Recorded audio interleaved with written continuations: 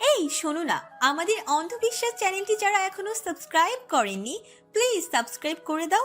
আর অল্প কিছু সাবস্ক্রাইবার হলে 1 লক্ষ পরিবার হবে। সবাই প্লিজ সাবস্ক্রাইব এবং বেশি বেশি শেয়ার করে দাও প্লিজ। মা, মায়া তুই বাদ দে, বাকিটা আমি মুছে নেব। তুমি একা কিভাবে মুছবে? আমি দিচ্ছি তো। দেখো, নাভিতে গিয়ে রক্ত জমাট বেঁধেছে, পিঠেও লেগেছে। আমার নাজা মুছে দিবে, সমস্যা নেই, তুই যা গিয়ে হাত ধুয়ে নে। সবাই সবার ঘরে যাও। নাজহা, তুমি ওরে নিয়ে ঘরে যাও, গিয়া রক্ত টক্ত মুইচা দাও। আচ্ছা দাদা যান। তৌসির উঠে দাঁড়ায়, বাবার সামনে গিয়ে ওনাকে জড়িয়ে ধরে বলে, আব্বা, আমার কিছু হয় নাই, তুমি অযথা চিন্তা কইরো না। বাপ হলে বুঝবি বাপের মন।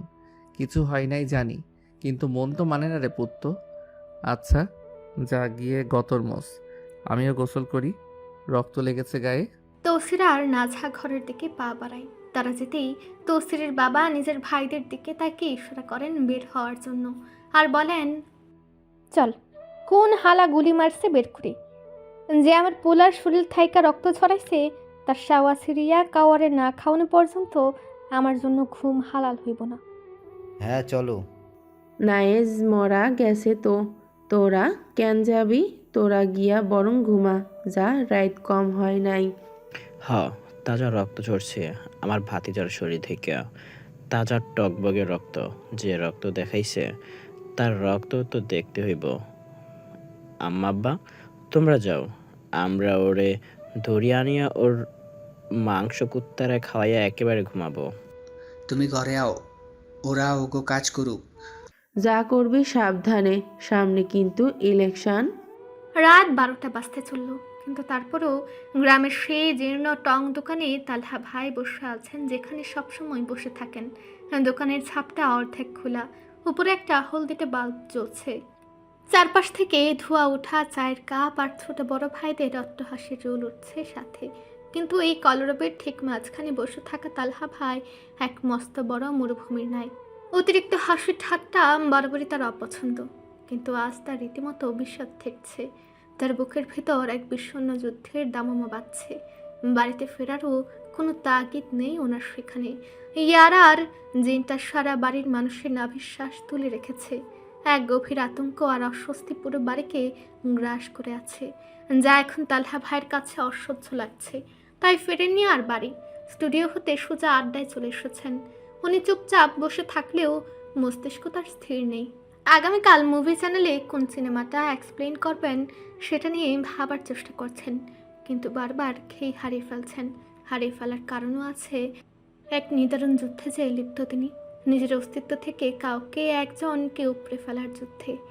যাকে তিনি এক সময় প্রাণ সঞ্চারিণী বলে জানতেন, আজ তাকে ভুলতে চাওয়ার প্রতিটি চেষ্টায় তিনি শোচনীয়ভাবেই পরাজিত হচ্ছেন।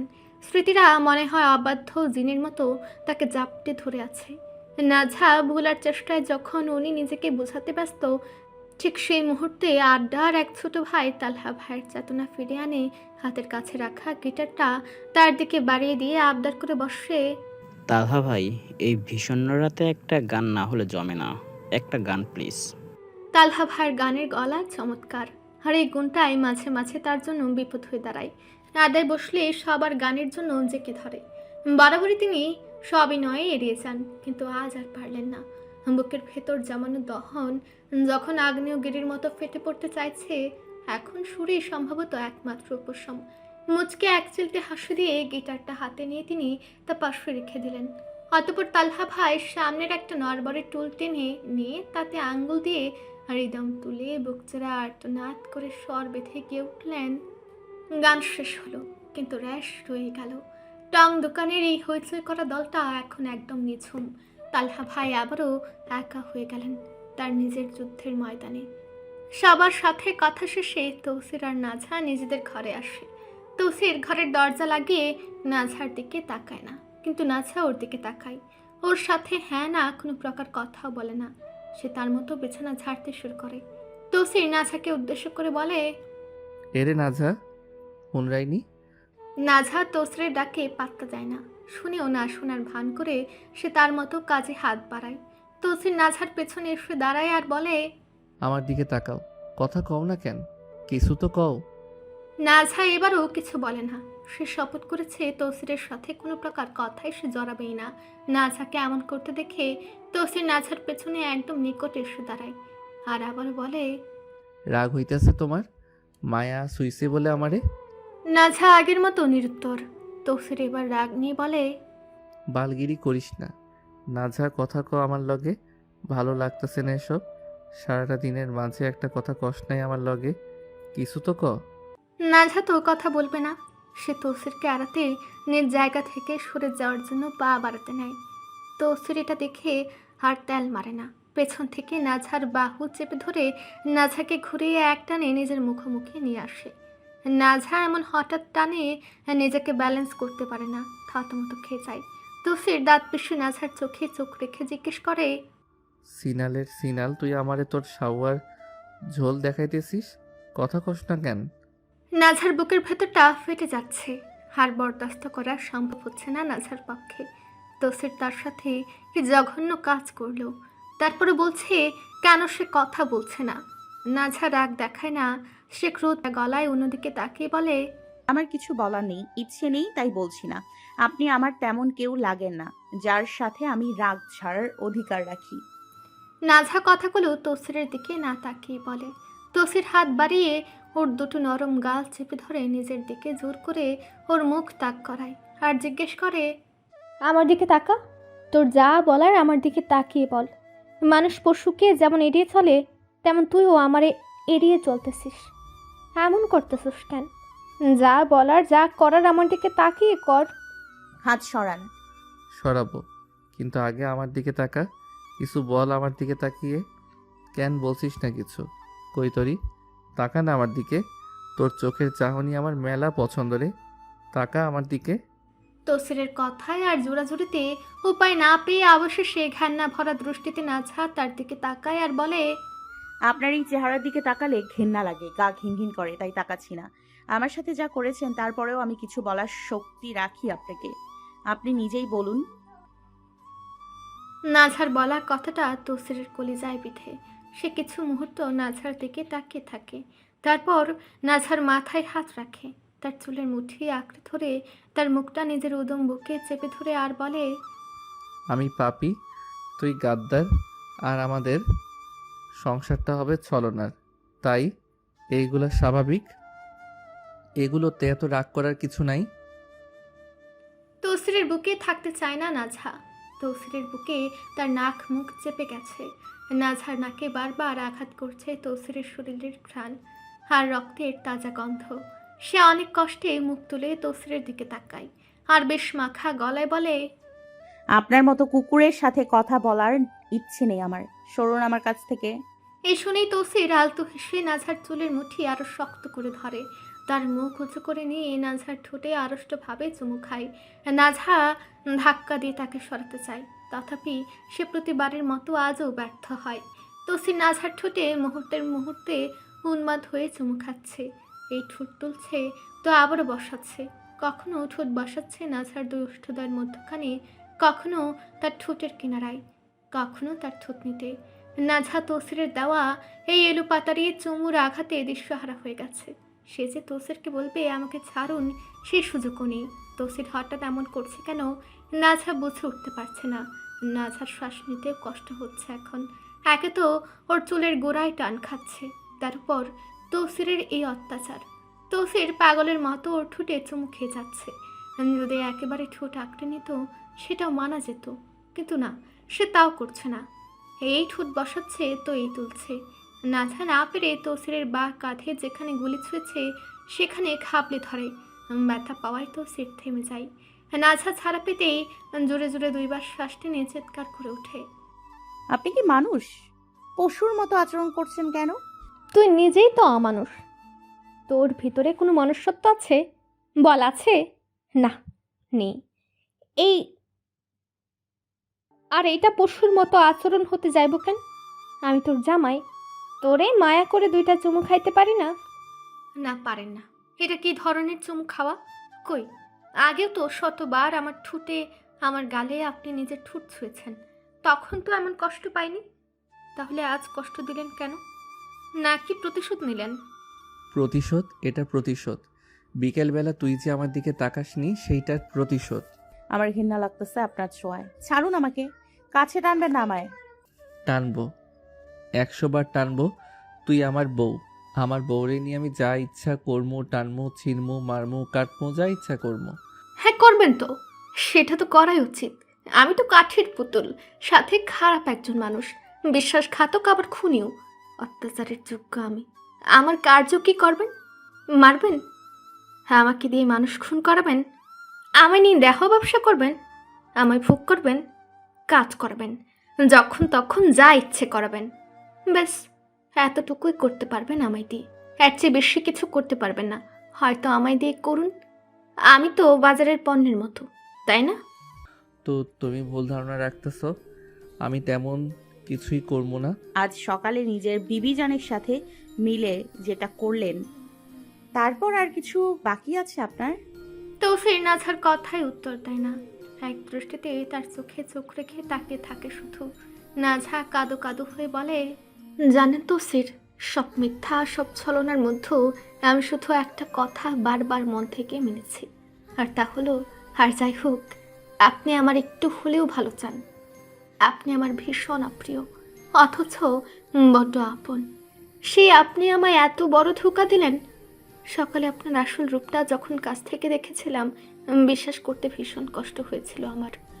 বাস্তবতা মানতে খুব ব্যথা পেয়েছিলাম মনে। খুব আপন আপনি, এতটা নিষ্ঠুর কেন হলেন? সবাই আমার প্রতি নিষ্ঠুর, যাকে ভালোবাসতাম সেও নিষ্ঠুর, যাকে আপন ভাবতাম সেও নিষ্ঠুর, যারা সত্যি আপন তারাও নিষ্ঠুর, এমনকি আমার নিয়তিও আমার বেলায় নিষ্ঠুর। তৌসির নাজহারি কলিজা ধরানো অভিযোগগুলো শুনে তাকে ছোট্ট করে ম্লান গলায় প্রশ্ন করে, ব্যথা হয়েছিল আমার নিকৃষ্টতা দেখে? হ্যাঁ, খুব।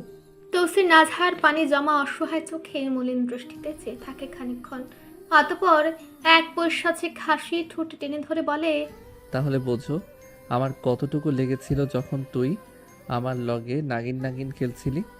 আমি তো কাল সাপ, তাই না? তাহলে বাঁচিয়ে রেখেছেন কেন? মেরে ফেলুন। কি লোভে, কি স্বার্থে আমার মতো গদ্দরের সাথে এখনো সংসার করতে চান? এখনো? তৌসির নাজহার প্রশ্নে মুচকি হেসে ওর মাথায় এক পাশে হাত বুলিয়ে দিতে দিতে বলে, স্বার্থ নিশ্চয়ই আছে, আর সেটা হলো দু একটা সুন্দর বাচ্চার বাপ হওয়ার লালসা। হব না আমি আপনার বাচ্চার মা। হইতো হইব তোরে। তোর দাদায় 4টা বিয়া কইরা যতটা পোলাপান জন্ম দিছে, তুই একাই ততজনের জননী হবি। কম হলেও আমার 8-10টা বাচ্চার মা তোরে হইতেই হইব কই তোরে। হব না। আর যদি হই, তাহলে ওদের বিষ খাইয়ে হয়তো নিজ হাতে গলা টিপে মেরে ফেলবো। যে সন্তানের জনক তৌসির শিকদারের মতো জানোয়ার, সে বড় হয়ে নিশ্চয়ই তার জনকের মতোই পশু হবে। সে সন্তান না থাকাই উত্তম। তৌসিরের ভেতরটা তোলপাড় হয়ে যায় এই কথায়। কতটা নিষ্ঠুর এই নাঝা, কিভাবে কত সহজে বলল এই কথা। তৌসির রাগ দেখায় না একটু না, উল্টো নাঝার গালে আলতো হাতে হাত রেখে বলে, মারিস, যদি মারতে পারিস তাহলে মারিস। এখন তো মা হোসনি, মায়ের মন কি বুঝবি না? মা যখন হবি তখন বুঝবি সন্তান মায়ের কাছে কি। নাঝা, তুই পারবি না মারতে? পারবো, আমি পারবো। পৃথিবীর সব নিষ্ঠুরতা চরমে আমি। আমার মাও তো আমাকে একা রেখে চলে গেছে, সেও তো মা। সে যখন পেরেছে তখন আমিও পারবো। মায়ের কথা শুনে হঠাৎ তৌসির থমকে যায়। হাত বাড়িয়ে তৌসির নাঝার মাথায় হাত বুলিয়ে দিতে দিতে তাকে আবারও নিজের বুকে জড়িয়ে ধরে, নাঝার পিঠে হাত বুলিয়ে দেয়। তৌসির নাঝাকে স্নেহ করে, এত যত্নে রাখে এই ভেবে যে মেয়েটা ছোট্টবেলায় মাকে হারিয়েছে, মায়ের আদর হতে সে বঞ্চিত। বাপ চাচা হয়তো আদরে রেখেছে, তবে শেষমেশ স্বার্থে বিলিয়েছে। এগুলো মাথায় রেখেই তৌসির এতটা দুর্বল নাঝার প্রতি। আর সবচেয়ে বড় দুর্বলতার কারণ নাঝা তার বউ, ওর একান্ত নারী। নাঝা যদি ওর 3 কবলে পড়া আপন নারী না হতো, তাহলে এমন 10-12টা নাঝাকে চা পাতি দিয়ে কুপিয়ে পিস পিস করে বিরিয়ানি বানিয়ে খেয়ে দেওয়ার শক্তি রাখে তৌসির। নাঝা তৌসিরের বুকে চুপ করে লেপ্টে থেকে হঠাৎ বিষাক্ত এক বাণী বুনে, গুলি লাগলো আপনার। মরলেন না কেন আপনি? আপনি মরলে তো আমি বাঁচি। তৌসিরের হাতটা নাঝার পিঠে হতে ধপাস করে সরে যায়। হাত অবশ্যই আসে কথা শুনে, কলিজায় গিয়ে লাগে কথাটা, মস্তিষ্কে তীরের ন্যায় গিয়ে বিধে। কি ভয়াবহ কথা বলল নাঝা। সে তৌসিরকে ঘৃণা করে, তাই বলে এভাবে ওর বুকে থেকে ওর মৃত্যু এত আফসোসের সাথে কামনা করবে? কিভাবে বলল এই কথা নাঝা? গলায় বিঁধল না, বিবেকে ধরল না? নাঝা তৌসিরের অবস্থা অনুভব করতে পেরে নিঃশব্দে হেসে ওঠে। খুব শান্তি লাগছে এখন তার। একটু পর সে তৌসিরের বুক থেকে মাথা তুলে তার দিকে আর চোখে চেয়ে প্রশ্ন ছুড়ে, একটা প্রশ্ন করব? করো। অনুমতি পেয়ে নাঝার শান্ত মুখে লাল আভা ফুটে ওঠে। ও ঝাঝালো গলায় জিজ্ঞেস করে, আপনার ওই মায়ের সাথে কিছু ছিল নাকি? আপনার ভেতরে ঢুকে যাচ্ছিল? তার সত্যি করে বলুন তো, আপনার আর তার সম্পর্ক ছিল? যদি বলি ছিল তাহলে কি করবা? নাঝার উত্তেজিত চেহারাটা এই উত্তরে পানসে হয়ে যায়। সে গলার স্বর নিচু করে নিয়ে বলে, আমার তো কিছু করার নেই, মেনে নিলাম। এখনো আছে তার সাথে? যদি বলি আছে। ও ও, শুধু ও? আর কিছু বলবে না? রাগ করবা না? না, রাগ করব কেন? রাগ আমি আপনার সাথে করি, তবে সেটা শত্রু হিসেবেই। স্ত্রী হিসেবে রাগ করার অধিকার আমার নেই। কেন নাই? তুমি আমার জামাই না মানলেও আমি তোমারে বউ মানি। যদিও তুমি 1 নাম্বারের সিনাল, তারপরও বউ আমি তোমায় মানি। আমার উপর তোমার সম্পূর্ণ অধিকার আছে।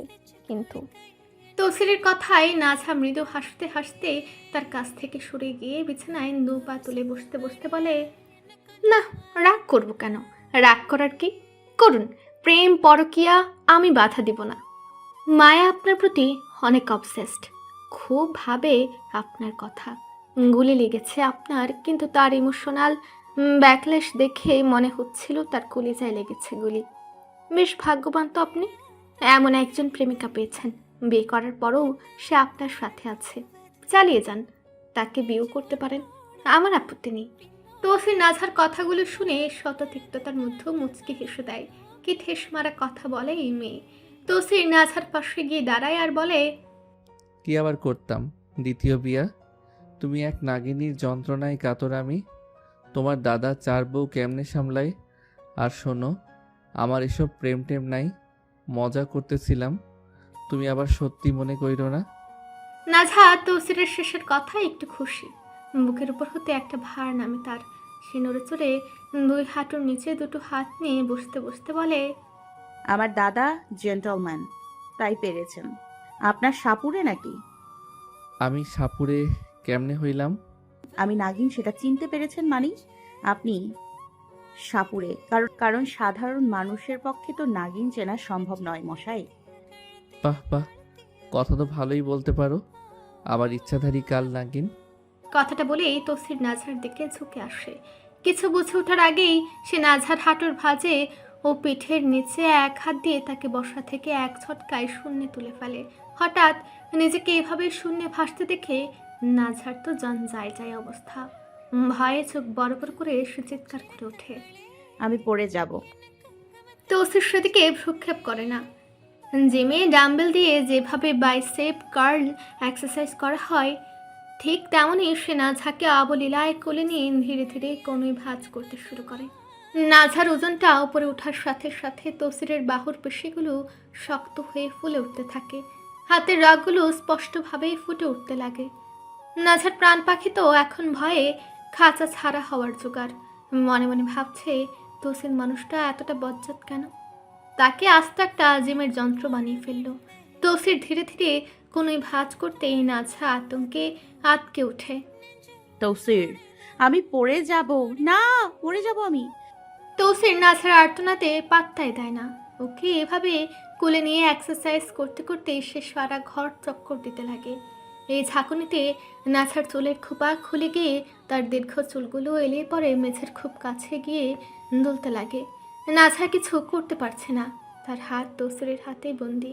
পা ছুড়াছুড়ি করলে নিজেই পড়ে যাবে। ছোটবেলায় বাপ চাচারা তাকে নিয়ে এভাবে মজা করতেন, তাকে হাসাতেন, কিন্তু এখন এত বড় হয়ে যাওয়ার পর নিজের জামাইও যে তার সাথে এমন ছেলে মানুষই করবে, সেটা নাঝার কল্পনাতেও ছিল না। অবশেষে নাঝাকে সারা ঘর চক্কর কাটিয়ে এনে তৌসির তাকে বিছানায় শোয়ায়।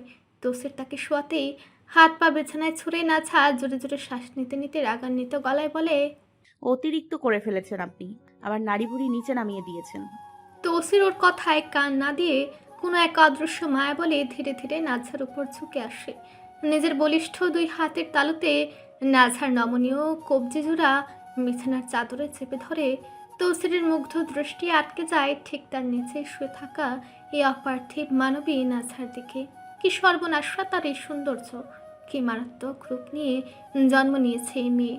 নাঝার চোখের দিকে তাকে তৌসিরের মনে হলো সে বোধহয় পথ হারিয়েছে কোনো গহীন অরণ্যে। তার চোখের এই সবুজ মণিজোড়ায় মিশে আছে হাজারো বিমুগ্ধতা। হাড় কাঁপানো ওই শীতেও নাঝার দুগ্ধ শুভ্র ত্বক থেকে ছিকড়ে পড়ছে এক স্নিগ্ধ আভা। এই কনকনে শীতে বেশিরভাগ মানুষের ঠোঁট ফেটে চরাচর, অথচ নাঝার রক্তিম ঠোঁটজোড়া এই শীতেও টসটসা হয়ে আছে। চারপাশে শুষ্কতায় যখন প্রকৃতি জৌলসীন, নাঝার পাতলা উষ্ঠদয় এখন শিশির ভেজা একজোড়া টকটকে লাল টিউলিপ। সজীব আদ্র এবং মারাত্মক রকমের লোভনীয় এই অথর।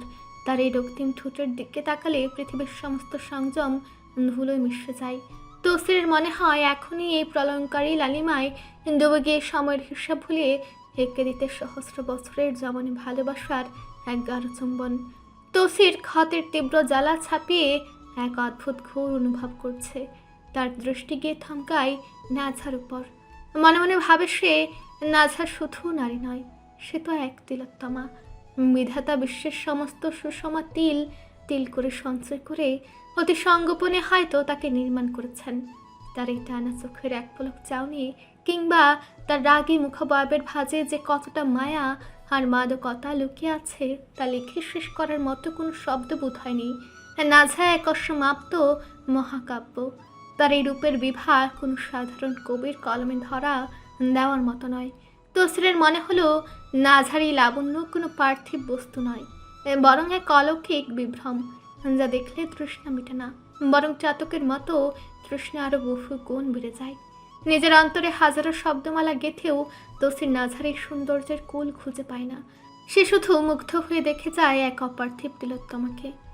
নাঝার সারা শরীর ঝিরঝির করে কাঁপছে। মনে মনে প্রশ্ন জাগছে, আজ হঠাৎ তৌসির কেন এমন আজব ব্যবহার করছে। অন্যদিনের তুলনায় আজ তৌসির তাকে একটু বেশি কাছে টানছে। নাঝা বেঘুরে জোরে জোরে শ্বাস নিতে থাকে। তৌসিরকে সরে যাওয়ার জন্য তাগিদ দেওয়ারও শক্তি তার নেই। তৌসির চেয়ে তার মাথার দুপাশে তার দুই হাতে বিছানার সাথে চেপে ধরেছে। নাঝা ব্যাককলের মতো তার দিকে শুধু দেখতে থাকে, এই পাশ ওপাশ মাথা ঘুরে।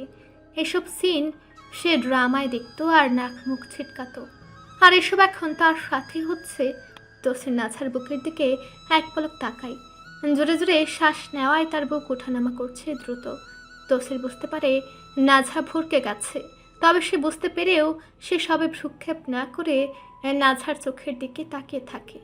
মনে মনে ভাবে, সিনালের সাপের মতো সবুজ চোখ দুইটা এক্কেরে মারাত্মক মাইরি। তৌসির মুচকি হেসে বলে, তালুকদারের মাইয়া, একখানা হাসা কথা কই, শুনবা? কি? আমারে ধ্বংস করার লাইগা তোমার আর ছলনার প্রয়োজন পড়ব না। তোমার এই সাপের মতো সবুজ নয়নার ক্ষণিকের চাহনি আমারে বরবাদ করার জন্য যথেষ্ট। এই কথাটুকু বলে তৌসির ধীরে ধীরে মুখ ঝুঁকে নেয় নাঝার দিকে। নাঝা জানে এখন কি হবে। নিশ্চিত তৌসির তার ঠোঁটে চুমু খাবে। দিনে 100টা চুমু খেতে হয় এই লোকের তার ঠোঁটে। তাই এখনও এমন কিছুই হবে। নাঝা বিরক্তিতে চোখ বুজে নেয়। তথাপি নাঝার ভাবনাটা সঠিক হয় না। তৌসির তার বুঝে নেওয়া চোখের পাতায় খুব আলতো স্পর্শে ঠোঁট ছোঁয়ায় তার ঠোঁটে নয়। নাঝার শরীরটা ঝিনঝিন করে কেঁপে ওঠে। এতটা আবেশ সে কখনোই আশা করেনি। তৌসির জুতা মেরে গুরুদান করছে নাকি? সকালে কি খারাপ ভাষায় তার সাথে কথা বলেছে, তাকে দিয়ে খুন করিয়েছে। তার সামনে একটা জ্যান্ত মানুষ যার 4টে আঙ্গুল উড়িয়ে দিয়েছে, আর রাতে এসেছে প্রেম বিনিময় করতে, যাতে নাঝার মন একটু নরম হয়। কিন্তু না, নাঝার মন গলানো অত সস্তা না। তৌসির মুখ তুলে নিয়ে আবারও নাঝার দিকে তাকায়। তখনই নাঝা ফট করে বলে দেয়, জুতা মেরে গরুদান করতেছেন মেয়র সাহেব? আপনার করা নিকৃষ্ট ব্যবহার আমি বলবো না, এসব শুকনো মিথ্যা নাটক। তৌসিরের মেজাজ একটু ভালো অবস্থায় এসে দাঁড়িয়েছিল, কিন্তু এখন আবারও বিপর্যয়ে চলে গেল নাঝার এমন বিস্মাখা বলিতে। তৌসিরও শয়তানি হেসে জবাব দেয়, আমি চাই মনে রাখো। আর শোনো, আর যদি আবার আমার সাথে গাদ্দারি করার পরিকল্পনা করার চেষ্টা করো তাইলে এর পরিণাম আরও ভয়াবহ হইব। করবেন কি করার আছে? কাপুরুষের মতো আমায় দিয়ে খুন করাবেন? আর কি বা করবেন? আমি কি করতে পারি আর না পারি তার ধারণা নিশ্চয়ই আছে। তাহলে মনে রেখো, এমন কিছু করব, এমন কিছু যেটা তোমার 100 বছরের ঘুম হারাম কইরা দিব। আমি করব গাদ্দারি, ততক্ষণ পর্যন্ত করব যতক্ষণ পর্যন্ত আপনি বরবাদ না হয়ে যান। তোর যা ইচ্ছা করিস তুই। এসব করে আমার কিচ্ছু ছিঁড়তে পারবি না। তোর মতো তেলাপোকাকে আমি নিজের শত্রু লিস্টেও অ্যাড করি না। কার দৌড় কতখান তা আমার ভালো করেই জানা। নাজহা তৌসিরের কথাগুলোতে বড্ড অপমানিত হয়। সে ছটফট করতে করতে রাগে গর্জে ওঠে। আমার হাত ছাড়ুন, এভাবে ধরেছেন কেন? তোমার শাওয়ার ঝোল আমি ছুটামো খালি থাপড়াইয়া থাপড়াইয়া, সিনাল কোথাকার। এটা বলেই তৌসির বা হাত দিয়ে আরো শক্ত করে বিছানার সাথে চেপে ধরে নাজহার বা হাত আর তার ছুটে গালে চুমু খেতে থাকে বারবার। নাজহা এক হাত দিয়ে তৌসিরকে সরাতে ধাক্কা দেয় অনেকবার, কিন্তু তৌসিরটা ছাড়বে না। নাজহা না পেরে তৌসিরের চুল মুঠো করে ধরে ওকে সরানোর চেষ্টা করে। তৌসির নাজহার অতিরিক্ত কষ্ট হচ্ছে বুঝতে পেরে তাকে ছেড়ে দেয়। তৌসির ছেড়ে দিতে নাজহা ঠাস করে একটা থাপ্পড় বসে দেয় তৌসিরের গালে। আর চোখ থেকে জ্বলন্ত আগুনের মতো রাগ ছেড়ে বলে ওঠে, দম বন্ধ করে মেরে ফেলার শখ জেগেছে? তাহলে মেরে ফেলুন। বালিশ চাপা দিয়ে ঠোঁট দিয়ে না চেপে। নষ্ট পুরুষ, লজ্জা করে না এভাবে আমায় টর্চার করতে? থাপ্পড় খেয়ে তৌসির শান্ত চোখে নাজহার দিকে তাকিয়ে রয়। মনে মনে ভাবে, না, এই থাপ্পড়টার যোগ্য সে। নাজহা দোষী, সে মানল। তাই বলে নিজের জোর দিয়ে তাকে কষ্ট দিবে? না, এটা মোটেও ঠিক না। কারণ তৌসির মনে প্রাণে বিশ্বাস করে নারীদের শারীরিক নির্যাতন করা পুরুষরাই মূলত কাপুরুষ। তারা নিজেদের জোর, নিজেদের ক্ষমতা তাদের শিকার নিরীহ নারীর উপর খাটায়। তৌসির নাজহাকে চুপচাপ ছেড়ে দিয়ে উঠে দাঁড়ায়। লুঙ্গের গিট টাইট করে লাগাতে লাগাতে নাজহার দিকে তাকিয়ে বলে, আজ ইচ্ছে হইতাছিল তোমার লাগি লুঙ্গির গিট খোলার, কিন্তু না, আমি পারলাম না। আমি নিজের ভালো মানুষের কাছে ব্যর্থ। এটা বলে তৌসির গোসল করার জন্য ওয়ার্ড্রোবের দিকে যেতে থাকে। নাজহা এক লাফে উঠে বসে নিজের ওড়নাটা ঠিক করতে করতে তৌসিরকে উদ্দেশ্য করে বলে, নিজেকে আর যাই বলেন দয়া করে ভালো মানুষ বলবেন না। গোলাম, আপনি একটা গোলাম। গোলামই তো। এই দুনিয়ায় সবাই তো গোলাম, আল্লাহর গোলাম। আর হাদিস দৌড়ায়েন না। নামাজ পড়তে তো দেখলাম না, জুম্মাবার ছাড়া আর একটা ওয়াক্ত আর বড় বড় কথা দৌড়াচ্ছেন। আছেন এক দুনিয়া দুনিয়া করতে আর মানুষকে মেরে খাইতে। মানুষ মেরে খেলেও তোমায় কিন্তু এখনো আস্ত রাখছি। 2-1 মধ্যে তোমায়ও। চুপ করুন। তৌসির আর কথা বাড়ায় না। আজ এমনি কথায় কথায় মেলা কথা হয়ে গেছে। তৌসির ওয়ার্ড্রোব থেকে একখানা লুঙ্গি হাতে নেয়, সাথে ছোট্ট একটা স্পিকার নিয়ে সে ধীরে ধীরে ওয়াশরুমে প্রবেশ করে একটা লম্বা গোসল দিতে। আজ একটা গান ঠুটে গালে ঝুলছে, সেটা সে কয়েকবার শুনেছেও, তাই এখন সেটা বাজিয়ে গাইবে আর গোসল করবে সিদ্ধান্ত নেয়। স্পিকারটা ওয়াশরুমের একটা তাকে রেখে বাজিয়ে সেটার সাথে আওয়াজ দিয়ে তৌসির গেয়ে ওঠে এক গান। তৌসির এই অসুস্থ শরীর নিয়েও গানের তালে ডেম্বো ডান্স দিতে দিতে শান্তি মতো গোসল দিচ্ছে। মূলত তার কাজই জাওরামি করা, আর জাওরামিতে সে শান্তি পায়। নাজহার মাথা ধরে যাচ্ছে তৌসিরের এই কাণ্ডে। যদিও গানটা তৌসিরের গলায় ভালোই লাগছে, কিন্তু তা সত্ত্বেও নাজহা গিয়ে ওয়াশরুমের দরজায় ধুম ধারাক্কা ঘুষি মারতে মারতে চিল্লিয়ে উচ্চারণ করে, এই, আপনি এই মধ্যরাতে কি শুরু করেছেন? কি বন্ধ করুন আপনার গান, নয়তো খুব খারাপ হবে। খুলুন বলছি দরজা, বেরিয়ে আসুন, আমি ওয়াশরুমে যাব। এখন যদি আমি গোসল না করে বেরিয়ে আসি তাহলে তোমায় ফজরের আগে ফরজ গোসল করতে হইব কইতরি। তাই ভেবে চিনতে কথা কও। নাজহা তৌসিরের এমন অসভ্য কথা শুনে আর কিছু তাকে বলে না, তবে বিড়বিড়িয়ে বলে, কবিশ গাজাখোর কোথাকার, গোলামের গোলাম, শালা বেইজ্জত। এগুলো বলে এসে মুখ বাঁকিয়ে বিছানায় এসে বসে, কিন্তু বসেও শান্তি নেই। একে তো গানের আওয়াজ, তার উপর এখন তৌসিরের ভাঙা ফাটাফুনি বেজে কেঁপে ওঠে একটা ওয়াজের অংশ। তা হলো জাহান্নামী জাহান্নামী জাহান্নামী। এটা তৌসিরের ফোনের রিংটোন। একটা মানুষ কতটা খারাপ হলে এমন রিংটোন রাখে? নাজহা খুঁজে পায় না এই অসভ্য ইতর ফাতরা লোককে মেয়র কারা বানিয়েছে। এই তৌসির মরার সময়ও মনে হয় ফাতরামি করতে করতে ওপারে পার হবে। এদিকে ফোনে এক নাগারে বেজেই যাচ্ছে জাহান্নামী জাহান্নামী জাহান্নামী। নাছা বিতৃষ্ণায় কপালে কয়েক ভাঁজ ফেলে তৌসিরের ফোনের দিকে তাকায়। যে ফোনটা দিচ্ছে নিশ্চিত প্রয়োজনেই দিচ্ছে, নয়তো এত করে ফোন দিত না। নাঝা হাত বাড়িয়ে ফোনটা হাতে তুলে নেয় কৌতূহল নিয়ে। এত রাতে কে ফোন দিল তৌসিরকে? আবার তার প্রেমিকা টেমিকা নয় তো? এই কথা মাথায় আসতেই নাঝার দিলে ধড়াক করে বাড়ি দিয়ে ওঠে। নাঝা নিজের কৌতূহল আর সন্দেহ দমাতে না পেরে ফোনটা সামনে ধরে। অচেনা নাম্বার থেকে কল এসেছে। নাঝা ফোনটা ধরে নিঃশব্দেই কানের কাছে ধরে। কানের কাছে ধরতেই উপাস থেকে রুদ্রের হাঁপানো গলা ভেসে আসে। সে বলছে, তসির ভাই, ওই মাগির পুতলে দইরা নিছি যে তোমার গুলি মারছে, তাড়াতাড়ি কুঠিরে আও। এতটুকু শুনেই নাঝার হাত পা অবশ হয়ে আসে। ভয়ে বুক ফেটে কলেজা ছেড়ে বেরিয়ে আসার উপক্রম। যদি তারা জেনে যায় এই লোক নাঝাদের কেউ, তাহলে শেষ। তৌসির ভয়ঙ্কর কিছু ওর সাথে করবে। নাঝা বুঝে গেছে তৌসির ওকে মারবে না, কিন্তু এমন কিছু করবে যাতে নাঝা নিজেই তিলে তিলে মরে যায়। নাঝা ভয়ে এতটা আড়ষ্ট হয়ে যায় যে সে রুদ্রকে কি বলবে খুঁজে পায় না। এদিকে রুদ্র হেলো হেলো করছে। নাঝা কিছু বলবে রুদ্রকে, তার আগেই তৌসির গোসল সেরে বেরিয়ে আসে। এসে নাঝার কানে নিজের ফোন ধরা দেখে কপাল কুচকে জিজ্ঞেস করে, কার লগে কথা কও? নাঝা তৌসিরকে দেখেনি। হঠাৎ তার গলার স্বর শুনে ভয়ে আটকে ওঠে। নাঝা ঠাস করে তৌসিরের ফোনটা হাত থেকে ফেলে দেয়। নাঝার কাঁপতে থাকা হাতটা সক্ষম হয় না ফোনটা ধরে রাখতে। নিজের ফোন মাটিতে পড়তেই তৌসিরের বুকে শ্বেতির বিধার মতো কিছু একটা ছ্যাদ করে ওঠে। তৌসির চোখ বরাবর করে সেদিকে তাকিয়ে চিৎকার করে ওঠে, ও সিনাল গো, এই ফোন আমি 6,000 টাকা দিয়ে কিনছি, মাত্র 9 বছর চালাইছি। আমার এতটা টাকা তুই কইরা দিলি লস? শেষ, আমি শেষ।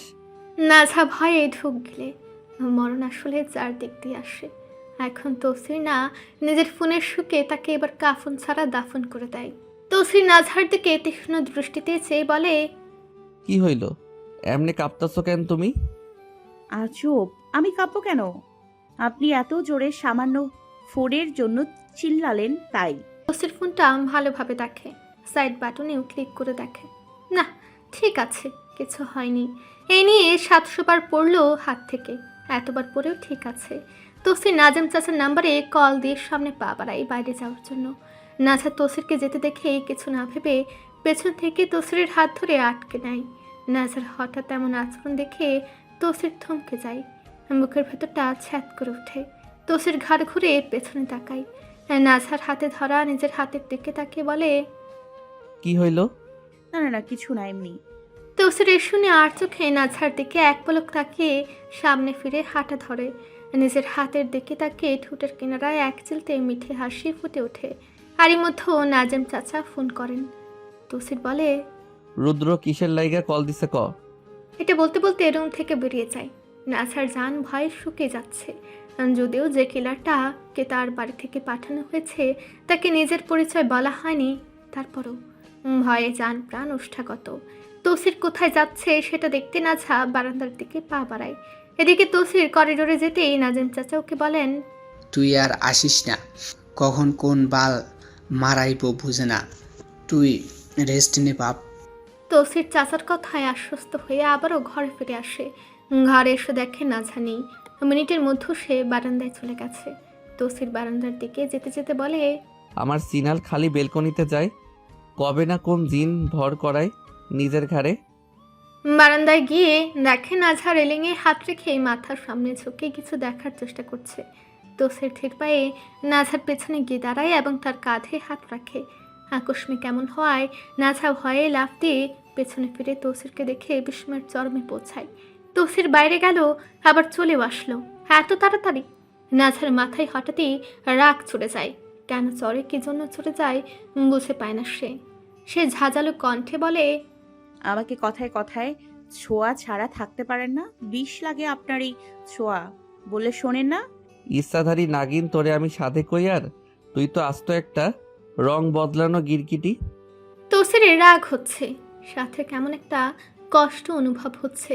নাঝা হঠাৎ বেলাইনে কথা বলছে কেন? কি হয়েছে ওর? তৌসির হাত বাড়িয়ে নাঝার দুই বাহুতে হাত রাখতে চায়, কিন্তু নাঝা হতে দেয় না। সে সরে গিয়ে ঘরে যাওয়ার জন্য সামনে এগোতে এগোতে বলে, বলেছি না না ছুতে আমায়। আপনারা আমায় নিজেদের স্বার্থে ইউজ করেছেন। আপনি আমাকে দিয়ে ফারদিনকে নিজেদের স্বার্থ হাসিল করতে মেরেছেন। আপনি একটা কিট। তৌসির নাঝার বাহু টেনে তাকে নিজের সামনে এনে দাঁড় করায়, দাঁত চেপে বলে, তোর সমস্যা এখানে যে আমি কেন তোরে দিয়া ফারদিন রে মারাইলাম, তাই না? হ্যাঁ এটাই। কেন আপনি নিজের মতো পাপী আমাকে বানাচ্ছেন কেন? তৌসির নাঝার মাথার পেছনের অংশের একগুচ্ছ চুল হালকা মুঠো করে ধরে নাঝাকে ঝাঁকে তুলে দাঁত চেপে বলে, ওই ফারদিন তোরে বিছানায় চাইছিল, ওই খানকির পোলা কি কি কইছে হুনবি তুই? দাঁড়া শুনাইতাছি।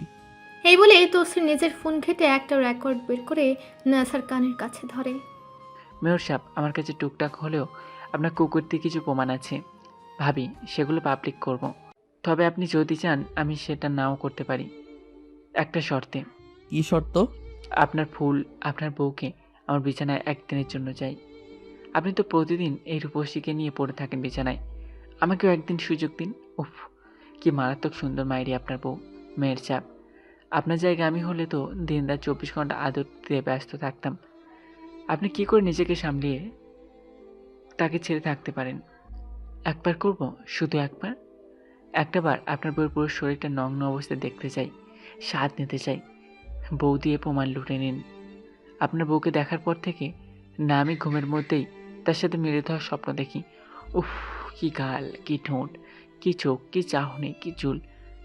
শুধু একবার ইচ্ছে মতো নাঝা আর শুনতে পারে না, শরীরটা নুয়ে পড়ছে, হাত পা কাঁপছে। একজন পুরুষ তার শরীরকে এভাবে ব্যবহার করার স্বপ্ন দেখছিল। নাঝার ঠোঁটমুখ শুকিয়ে আসে। নাঝা নিজের মন ও মস্তিষ্কের সাথে যুদ্ধ করে ব্যর্থ হয়ে একপিচ কোনো প্রকার চিন্তা ভাবনা ছেড়ে তৌসিরকে ঝাপটে জড়িয়ে ধরে। তৌসিরের বুকে মুখ গুজে হুহ করে কেঁদে ওঠে। তৌসিরের পরনের গেঞ্জির পিঠের অংশ খামচে ধরে ফুপিয়ে বলে, আমার সহ্য হচ্ছে না, আপনি বন্ধ করুন তা। কেউ এতটা বিকৃত মস্তিষ্কের কি করে হতে পারে তৌসির? আমার মাথা কাজ করছে না। আমি কি করব, কিভাবে বোঝাবো কি জন্য আপনাকে জড়িয়ে ধরেছি? তৌসির ফোনটা সোফায় রেখে নাঝাকে জড়িয়ে ধরে ওর মাথায় হাত বুলিয়ে দিতে থাকে। নাঝা ফারদিনের বলা বিষাক্ত কথাগুলো মনে করে বারবার খামচে ধরে তৌসিরের পিঠের গেঞ্জির কাপড়। হাতে তৌসির মনে মনে ভাবে, না জানি আমার 80 টাকা দিয়ে কেনা এত ভালো গেঞ্জিটা না সিরা দেয় এখন কান্না মারাইতে মারাইতে। নাঝাকে তৌসির বলে, এর জন্য ওরে তোমারে দিয়া মারাইছি, আর তুমি যাতে গাদ্দারিতে আর একবার না বাড়াও সেজন্য ভিডিও কইরা রাখছি। নিজের হুঁশ ফিরে এলে নাঝা তৌসিরের বুক হতে মাথা তুলে তৌসিরের মুখের দিকে তাকিয়ে বলে, আপনার জন্যই তো ও এমন বলার সাহস পেয়েছে। না আপনি কুকীর্তি করতেন, আর না ও এসবের প্রমাণ দিত, না এসব বলতো। দোষ আমার না, দোষ তোর। তুই যদি ওই বাহিরে সেদিন আমার বিরুদ্ধে প্রমাণ না দিতি, আর না ও বাড়িতে আসতো, আর না তোরে দেখতো। এতটুকু বলে তৌসির নাঝাকে আর কোনো কিছু বলার সুযোগ না দিয়ে কোলে তুলে নেয় ঘুমাতে যাওয়ার জন্য। নাঝাও আর মুখ দিয়ে একটা ঠুস শব্দ বের করে না। বিছানায় এসে নাঝাকে নিজের বুকে জড়িয়ে নিয়ে শুয়ে পড়ে তৌসির। নাঝাও আর আপত্তি জানায় না। তৌসির নাঝার চুলে বিলি কেটে দিতে দিতে ম্লান সুরে বলে, একটা কথা জানো তালুকদারের মাইয়া? কি? হ্যাঁ। আমাদের বিয়ে হয়েছে, আমাদের সংসার হবে, বাচ্চা কাচ্চা হবে, আমার হাত ধরে তুমি হয়তো বৃদ্ধও হবে, তবে আমাদের মধ্যে কখনোই ভালোবাসা হবে না। হয়তো এটাই, আমরা কখনোই একে অপরকে মেনে নিতে পারবো না। বিশেষ করে আমি আপনার মতো জানোয়ারকে কখনো মেনে নিতে পারবো না মন থেকে। করব আমি আপনার সংসার, তবে তা হবে মিছে মিছি। তৌসির এই কথাগুলো শুনে স্তব্ধ হয়ে যায়। তার মুখ থেকে আর কোনো প্রকার বাক্য বের হয় না। চুপচাপ চোখ বুঝে নেয়। তৌসির কিছুক্ষণ স্থির থেকে হঠাৎ নিস্তব্ধতা ভেঙে ধীর কণ্ঠে নাঝাকে বলে, নাজহা, দেখে নিও সামনের বছর ঠিক এই সময়ে এই জায়গায় আমরা থাকবো 3 জন। 3 জন? কে কে? আমি, তুমি আর তোমার গর্ভে আমাদের বাচ্চা। এই কথাটা শোনা মাত্রই নাঝা স্তব্ধ হয়ে যায়। অবচেতনেই তার হাত চলে যায় নিজের পাঠে। সেখানে আলতো করে হাত বলিয়ে দিতে দিতে বিড়বিড় করে ওঠে, আমার পেটে আপনার সন্তান? আমার পেটে আপনার সন্তান? না, অসম্ভব। আমি কিছুতেই আপনার সন্তান ধারণ করব না। তৌসির একটা দীর্ঘশ্বাস ফেলে। নাজহার পেটের উপর রাখা তার হাতটার উপর নিজের হাত রেখে শক্ত গলায় বলে, তুমি ধারণ করবে আর না করবে কি, সন্তান দেওয়ার মালিক আল্লাহ, আর উসিলা আমি। এই কথা শুনে নাজহা এক ঝটকায় তৌসিরের হাতটা সরিয়ে দিয়ে হিসে বলে, এই কদর্য স্বপ্ন কোনো দিনও বাস্তব হবে না। এখন ঘুমোতে দিন, ফজরের আজান দিয়ে দেবে। হাত সরে দেওয়ায় তৌসির দমে না গিয়ে বরং আরও তার কাছে সরে আসে। আলতো করে নাজহার অবিন্যস্ত চুলগুলো কানের পিছে গুজে দিয়ে আবেশর কপালে একটা দীর্ঘ চুমু খায়। তারপর নাজহার প্যাটের উপর থেকে কাপড় সরিয়ে নিয়ে সেখানে নিজের হাতের তালু রাখে। তৌসিরের উষ্ণ হাতের স্পর্শে নাজহার সারা শরীর শিউরে ওঠে। সে চোখ বুজে ফেলে অশান্তিতে। এক অদ্ভুত ভালো লাগা আর অস্থিরতা তাকে আচ্ছন্ন করে নেয়। তৌসির ওর কানের কাছে মুখ নিয়ে ফিসফিস করে বলে, এই স্বপ্নটা আমরা দুজনে মিলে সত্যি করবো। নাজহা দাঁত চেপে নিজের আবেগ সংবরণ করার চেষ্টা করলেও তৌসিরের এই গভীর সান্নিধ্য তাকে ক্রমশ নিস্তেজ করে দিচ্ছে। তবে নাজহা আর নিজেকে ছাড়ে নেয় না, বরং তৌসিরের দেওয়া এই মায়াবী যন্ত্রণাটুকু নিঃশব্দে উপভোগ করতে থাকে। পরিত্যক্ত একটি গোডাউনে এখন মরণ দশা চলছে। ঘরের ভেতর চারদিকে ভ্যাপসা গন্ধ বইছে, আর সেখানে ওয়াসিম তার নিকৃষ্ট খেলা চালাচ্ছে। ঘরের মাঝখানে একটি মরচে ধরার লোহার টেবিল। সেই টেবিলের উপর হাত পা ছড়িয়ে শক্ত করে বেঁধে রাখা হয়েছে 20 বছর বয়সী এক নগ্ন তরুণীকে। মেয়েটির শরীরে এক টুকরো সুতো নেই। তাকে দেখে মনে হবে কষায় খানায় সাজিয়ে রাখা এক নিথর মাংসপিণ্ড। চারদিকে ঘিরে দাঁড়িয়ে আছে ওয়াসিমের গ্যাংয়ের কিছু খাস সদস্যরা। তাদের চোখে ক্ষুধার্ত ন্যাকড়ের মতো আদিম লালসা। তারা লালসা নিয়ে মেয়েটির ফকফকা নগ্ন গায়ের দিকে শকুনের মতো তাকিয়ে আছে। মেয়েটি গুঙাচ্ছে, তার গলার স্বর বসে গেছে। ভাঙা গলায় ও ওয়াসিমের দিকে তাকিয়ে আকুতি জানায়, আমাকে ছেড়ে দিন। কে আপনি? কেন আমার সাথে এমন করছেন? ওয়াসিম পকেট থেকে একটি ঝকঝকে রূপালি ছুরি বের করে। সেটির ফলায় বাতির মৃদু আলো প্রতিফলিত হয়ে মেয়েটির চোখের উপর গিয়ে পড়ে। ধীর পায়ে টেবিলের কাছে এগিয়ে আসে ওয়াসিম, আর বরফ শীতল গলায় সে ফিসফিস করে বলে, তুমি তো আমার শিকার ডার্লিং। এই শরীর দিয়েই তো তুমি পুরুষ শিকার করো, তাই না? আজ ভাবলাম শিকারি নিজেই একটু শিকার হয়ে দেখুক। মেয়েটি বাচ্চার শেষ চেষ্টায় কান্নায় ভেঙে পড়ে। শরীর কাঁপতে কাঁপতে সে বলে, আপনি যা চাইবেন আমি তাই দিব। আমি আপনার সাথে রাত কাটাতে রাজি। দয়া করে এভাবে বেঁধে রাখবেন না। ওয়াসিম থেমে গিয়ে মেয়েটির মুখের খুব কাছে নিজের মুখটা নিয়ে গিয়ে বিদ্রুপের হাসি হাসে সে। তার নিঃশ্বাসের মৃত্যুর গন্ধ পাচ্ছে মেয়েটা। ওয়াসিম চিবিয়ে চিবিয়ে বলে, ভুল বুঝলে সুন্দরী, আমি নারী দেহের লালসায় আসক্ত নয়। আমি আসক্ত নারী দেহের তপ্ত রক্তের স্বাদে। তোমার ওই নরম চামড়ার নিচে যে উষ্ণ স্রোত বয়, ওটা নেশাই আলাদা। কথাটা শেষ হওয়ার আগেই বিদ্যুৎ ব্যাগে ওয়াসিম মেয়েটির বুকের বাঁ পাশে নরম স্থানে ছুরি বসিয়ে দেয়। ঠিক যেভাবে পাকা আমের উপর ছুরি চালানো হয়, সেভাবে অত্যন্ত নিখুঁতভাবে ওয়াসিম মেয়েটির বুকের চামড়া কাটতে শুরু করে। মুহূর্তে ফিনকে দিয়ে রক্ত বেরিয়ে আসে। বিভৎস যন্ত্রণায় মেয়েটি এমন এক চিৎকার দেয় যে মনে হয় তার গলার রগগুলো ছিঁড়ে বেরিয়ে আসবে। চোখ দুটো কুটোর থেকে প্রায় বেরিয়ে আসে। তার মুখ দিয়ে লালার সাথে রক্ত মিশে গল গল করে নামে। ওয়াসিমের মধ্যে এখন এক জান্তব উন্মাদনা ভর করেছে। সে হাত থেকে ছুরিটা ছুঁড়ে ফেলে দিয়ে সরাসরি মেয়েটির ক্ষতস্থান খাবলে ধরে সেখানে মুখ বসায়। তৃষ্ণার্ত পশুর মতো সে কুলি করে তাজা রক্ত গিলতে থাকে। তার দাড়ি গোফ ভিজে একাকার হয়ে যায় লাল স্রোতে। ওয়াসিম মেয়েটার রক্ত চুষে জানোয়ারের মতো খেতে থাকে। ঠিক তখনই পেছন থেকে কায়নাব ওয়াসিমের ছায়ার সঙ্গী ও ম্যানেজারের সে তাকে শক্ত করে টেনে ধরে বিরক্তির স্বরে কায়নাব বলে, ওয়াসিম থামো, আজ অনেক হয়েছে। অতিরিক্ত নেশা ভালো নয়। কায়নাব এক ঝটকায় ওয়াসিমকে সরিয়ে নেয়। এরপর অত্যন্ত ঠান্ডা মাথায় নিজের কোমর থেকে পিস্তল বের করে দেয়। মেয়েটির প্যাট বরাবর ট্রিগার টিপে দেয়। একটি কান ফাটানোর শব্দ হয়, আর সব শান্ত হয়ে যায়। মেয়েটি চিরদিনের জন্য নিথর হয়ে পড়ে। ওয়াসিম নিজের দাড়ি থেকে চটচটে রক্ত মুছতে মুছতে উন্মাদ হাসিতে ফেটে পড়ে। কায়নাবের দিকে তাকিয়ে বলে, কয়নাফ, আমার ভাইয়েরা আসছে দাও। সব আয়োজন নিখুঁত হওয়া চাই। কোনো ভাই বাংলাদেশি নাকি নাগাল্যান্ডের? দুজনই আসছে একসাথে, দুজনের জন্য আয়োজন করা কয়ে দাও, রক্তের বন্যা বয়ে দাও। অট্ট হাসি হাসতে হাসতে ওয়াসিম গুদাম থেকে বেরিয়ে যায়। সকাল 10টা, শিকদার বাড়িতে বিয়ের ধুম পড়ে গেছে। আগামীকাল ধ্রুব আর ইকরার বিয়ে, তাই আজ সকাল থেকেই বাড়িতে আলাহি কারবার। কিন্তু এই বাড়ির এক পূর্ণ সমস্যা, বিয়ে বা কোনো শুভ কাজ হলেই কাউকে না কাউকে জিনে ধরে। তৌসিরের বিয়ের সময়ও একই ঘটনা ঘটেছিল, আজও তার ব্যতিক্রম হলো না। এবার জেনে ধরেছে সিমরানকে। সিমরানের ঘরের অবস্থা এখন থমথমে। সে বিছানায় বসে আবল তাবল বকছে। তাকে ঘিরে দাঁড়িয়ে আছে তৌসির, সিমরানের বাবা মা, বিবিজান, রুদ্র এবং বাড়ির আরও অনেকে। পরিস্থিতি সামলাতে হুজুর ডেকে আনা হয়েছে।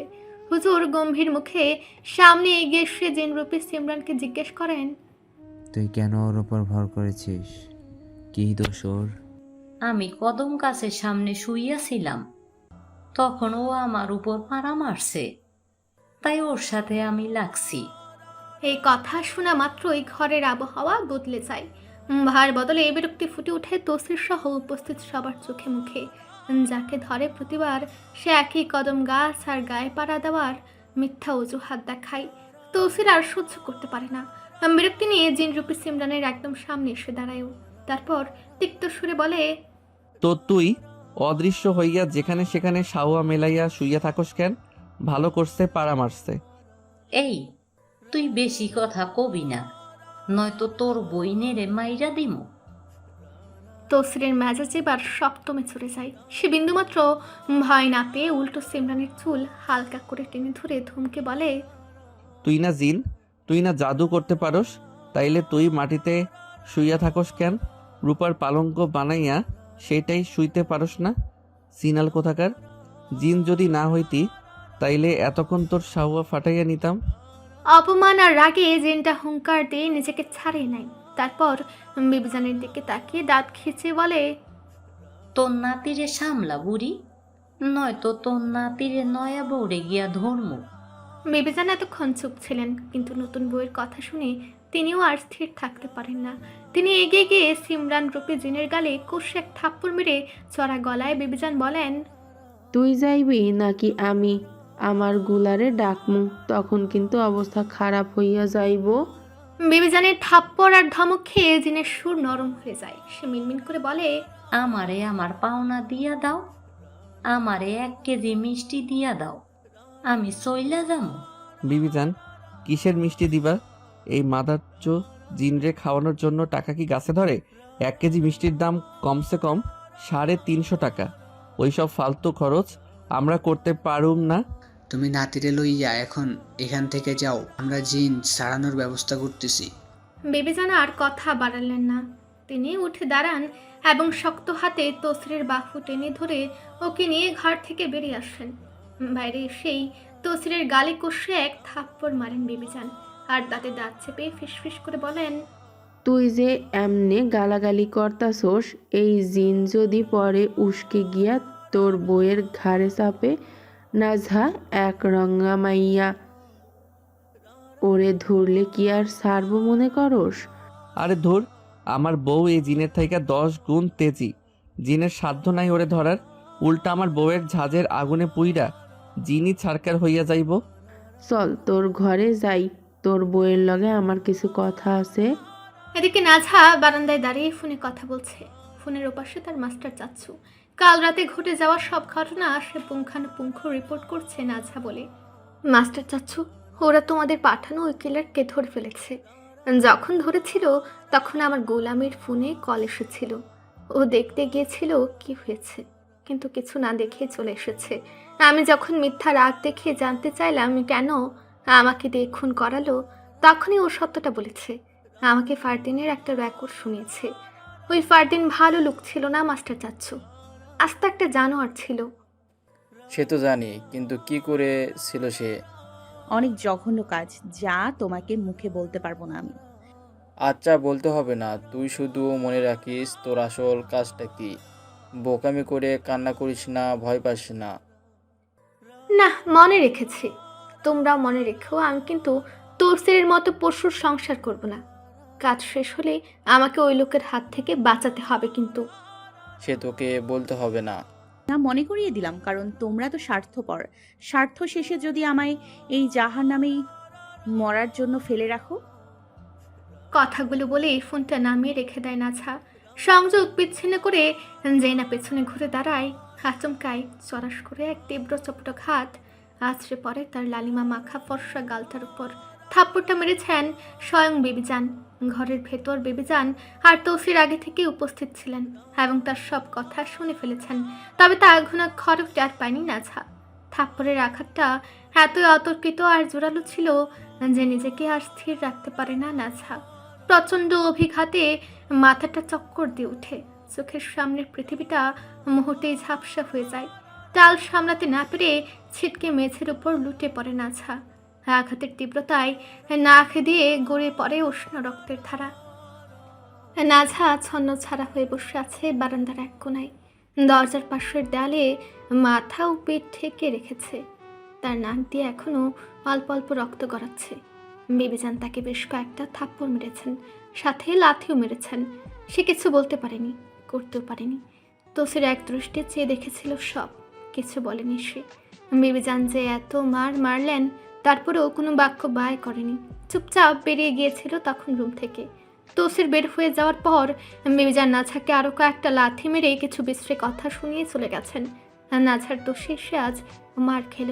সে যদি একটু সতর্ক হয়ে কাজ করতো তাহলে এভাবে ধরা খেয়ে মরতে হতো না। সাদা একটা ড্রেস তার পরনে, সাদা ড্রেসের হাতাগুলো লালচে হয়ে গেছে রক্ত মুছতে মুছতে। নাছা হাত বাড়িয়ে ফ্লোরে পড়ে থাকা ফোনটা হাতে নিয়ে নিজের বাবার নম্বরে কল দেয়। তিনি কল ধরতেই নাছা কান্নায় ভেঙে পড়ে। আব্বা, আব্বা, আমাকে নিয়ে যাও এখান থেকে নিয়ে তোমরা যার কাছে বিয়ে দেবে তার কাছে চলে যাব। তুমি তো চাও ইকরাম ভাইয়ের কাছে যেতে। যাব, সত্যি বলছে যাব। আমার কিচ্ছু চাই না। আমি পারবো না তোমাদের উদ্দেশ্য সফল করতে। আমি পারবো না আব্বা, ওরা আমাকে মেরে ফেলবে। আব্বা, ও আব্বা, আমাকে এখান থেকে নিয়ে যাও। ও আব্বা, আমি এই জানোয়ারের সংসার করবো না। আব্বা, ওরা আমাকে মেরে ফেলবে। আব্বা, আজ আমায় অনেক মেরেছে ওই মহিলা। ও আব্বা, আমি না তোমার মেয়ে, নিয়ে যাও না এখান থেকে। আমি বাঁচতে চাই আব্বা। ও আব্বা, একবার আমার কথাটা ভাবো না। আব্বা, আব্বা, আব্বা। এটুকু বলে নাঝা শোকের ভারে বুক ফেটে আর্তনাদ উঠে বুক ভাঙা ক্রন্ধনে ভেঙে পড়ে সে। সিদ্দিক সাহেব বুঝতে পারেন তার মেয়ে ধরা খেয়ে মার খেয়েছে আর এভাবে কাঁদছে, কিন্তু উনি তো এসব কান্নাকে প্রশ্রয় দেবেন না, একদমই না। তাই শান্ত গলায় বলেন, আমি কিছু জানি না আম্মা, তুমি বলছিলে তুমি যেইভাবে পারো সেইভাবে থাকবে। নিজের বাবার মুখ হতে এমন উত্তর শুনেই নাঝার বুক ফেটে যায় কষ্টে। তার হৃদয়টা ব্যথার ভারে বিদীর্ণ হয়ে যায়। সে কল কেটে এবার ভিডিও কল দেয়। সিদ্দিক সাহেব ধরতেই ওনাকে নিজের গাল নাক দেখায়। 2 গালে 5 আঙ্গুলের দাগ স্পষ্ট লাল হয়ে ভাসছে। দেখে পাগলের মতো বলে, আব্বা, আব্বা, এই দেখো আমায় কিভাবে মেরেছে। তুমি এবার তো নিয়ে যাও। সিদ্দিক সাহেব দেখেন, উনি দেখেন যে মেয়ের গায়ে একটা ফুলের টোকাও একটা কাটার আঁচড় লাগতে দেননি, আজ সেই মেয়ের গালে রক্তে লাল। তারপরও মুখে পাথর বেঁধে তিনি বলেন, আমি এখন কিছুই করতে পারবো না, তুমি কাজটা করে আসো। তোমায় আল্লাহ বাপ কেন বানিয়েছেন? তুমি একটা স্বার্থপর, তুমি বাপ হওয়ার যোগ্যই নও। আব্বা, যেখানে একটা বাবা নিজের সন্তানের জন্য নিজের কলিজা কেটে দেয়, সেখানে তুমি আমার সাথে এমন করেছো। তুমি সত্যি তো আমারই আব্বা? সত্যি আমি তোমার আসল সন্তান তো? এই বলি নাঝা ফুপে কেঁদে ওঠে। তার বুকের পাঁজর ভেঙে কান্না বেরিয়ে আসে। সে কাঁদতে চায় না, তাও বেরিয়ে আসে। তুমি তুমি এত স্বার্থপর কেন আব্বা? ওই মহিলা মানে আমার মা, আমার জন্মদারিণী নারী, তাকে এতদিন আমি দোষ দিয়ে এসেছি যে তোমার সাথে কেন সে সংসার করলো না। কিন্তু এই মুহূর্তে আমি বুঝতে পেরেছি সে যা করেছে ভালো করেছে, খুব ভালো করেছে। নিজের জীবন বাঁচিয়েছে। তোমার মতো স্বার্থপরের সাথে কি করে সংসার করতো সে? খুব ভালো করেছে। সে আমাকে কেন নিয়ে গেল না তার সাথে? আমার সাথে কেন এমন হলো? তুমি কিভাবে একটা মানুষরূপী জানোয়ারের কাছে সঁপে দিলে আমায়? তো আমি দোষ দিতে পারি না, কারণ তার তো কোনো দোষ নেই। আমি তোমাদের কথায় বিয়েতে বসেছি। বলেছিলে আমি যখন বলবো আমি নিয়ে যাবে, তাহলে নিয়ে যাও, আমাকে এখান থেকে নিয়ে যাও আব্বা, নিয়ে যাও না। আমি না এখানে থাকবো না, আমার না দম বন্ধ হয়ে আসে। আমি আর এসব করতে চাই না। আমি নিজের দিকে নিজে তাকাতে পারি না, ঘেন্না লাগে নিজেকে নিজের। আমাকে নিয়ে যাও আব্বা, ও আব্বা। এই বলে নাঝা হু হু করে বুক ফাটিয়ে কেঁদে ওঠে। সিদ্দিক সাহেব ফোন কেটে দেন আর কিছু না বলে। বাবার এই স্বার্থপরতা দেখে নাঝা স্তব্ধ হয়ে ফোনের দিকেই তাকিয়ে থাকে। তসির নাঝার পেছনে দাঁড়িয়ে আছে, বারান্দার দরজায় দাঁড়িয়ে নিঃশব্দে সব কিছু শুনছে, দেখছে। বুকের ভেতর ঘা ধরে যাচ্ছে নাঝাকে এভাবে কাতরাতে দেখে। নাঝা ফোনের স্ক্রিনে তাকিয়ে আছে, তখনই স্ক্রিনে ভেসে ওঠে নাঝারের কল। নাঝা ঢুক গেলে কলটা ধরে। নাঝার ভালো মন্দ জিজ্ঞেস করে। নাঝাও নিজেকে সামলে সব কিছু স্বাভাবিক উত্তর দেয়।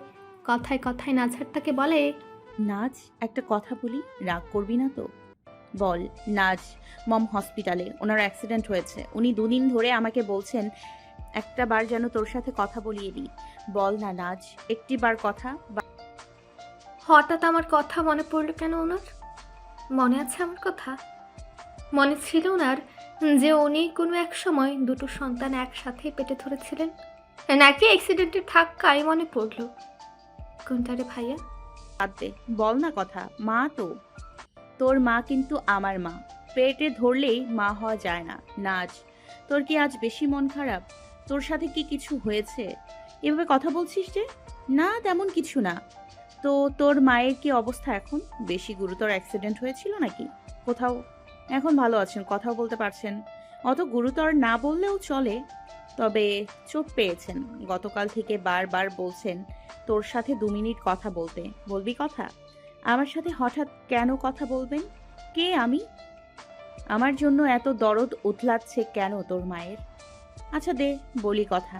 কি বলবেন শুনি? এটা শুনে নাঝার বিশ্বাস করতে পারে না। সত্যি রাজি হয়ে গেল?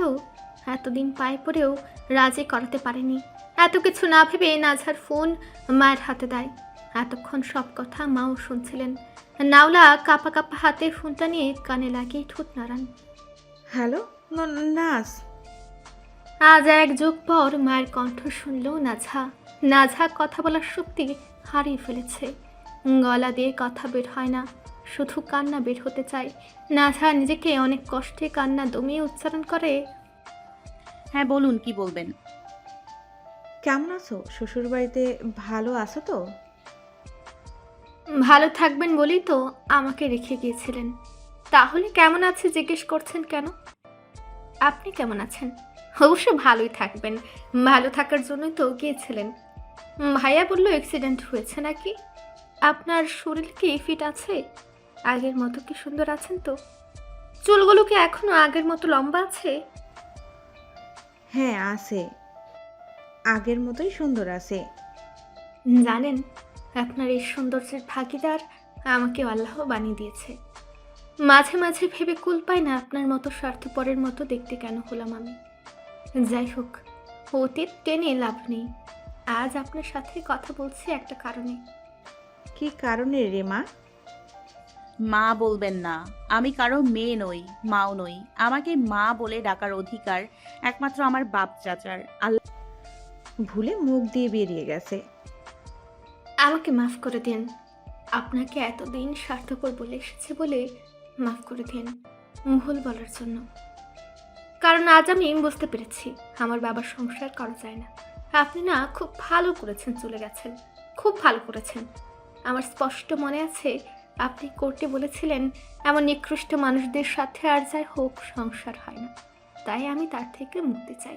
সেদিনের পর থেকে এই কথার জন্য আমি আপনাকে প্রচণ্ড ঘৃণা করতাম। তবে তবে তবে আজ আমি বুঝতে পারছি সত্যি এমন মানুষদের সাথে সংসার হয় না। আপনি আমার বাবার মতো স্বার্থপরকে ছেড়ে উত্তম কাজ করেছেন। নাওলা মেয়ের কথায় বুঝতে পারেন ওনার মেয়ে একদমই ভালো নেই, নিশ্চয়ই তার সাথে কিছু হয়েছে। তিনি চাল খাটিয়ে প্রশ্ন করেন, আচ্ছা তোমার যার সাথে বিয়ে হয়েছে সে কি কাজ করে? নিকৃষ্ট সব কাজই করে, ড্রাগস চালান করে, হয়তো নিজেও নেয়, নারী দেহ দিয়ে ব্যবসা করে, হয়তো নিজেও সেই নারীদের দেহের স্বাদ নেয়, মানুষ খুন করে, তাদের অর্গান পাচার করে, লুটপাট সবই করে সে। ভালো না? দেখুন কত ভালো জায়গায় আমার আব্বা, আমার নিজের আব্বা আমায় বিয়ে দিয়েছে। নাওলার মাথায় আকাশ ভেঙে পড়ে। কি শুনছেন তিনি? নাওলা উত্তেজিত হয়ে প্রশ্ন করেন, সে কি তোমাকে মারে, অযত্ন করে? না তো, মারে না তো, অযত্ন করে না, তার কোনো দোষ নেই। আসলে দোষ আমার, আমি দোষী। জানেন, আমাকে এখানে আমার বাপ চাচা সংসার করতে পাঠায়নি, পাঠিয়েছে এই লোককে ঠকাতে। যদি না শুনি তাহলে আমাকে ছোট দাদি বলেছে মেরে ফেলবে। আমার না বাচ্চার অনেক ইচ্ছে, তাই আমি এখানে এসেছি।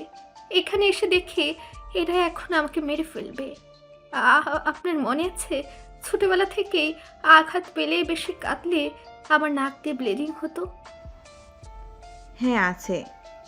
নিয়মিত ভালোবাসার গল্প শুনতে এবং পড়তে আমাদের অন্ধবিশ্বাস চ্যানেলটি সাবস্ক্রাইব করে পাশে থাকা বেল আইকনটি ক্লিক করুন। ধন্যবাদ সবাইকে।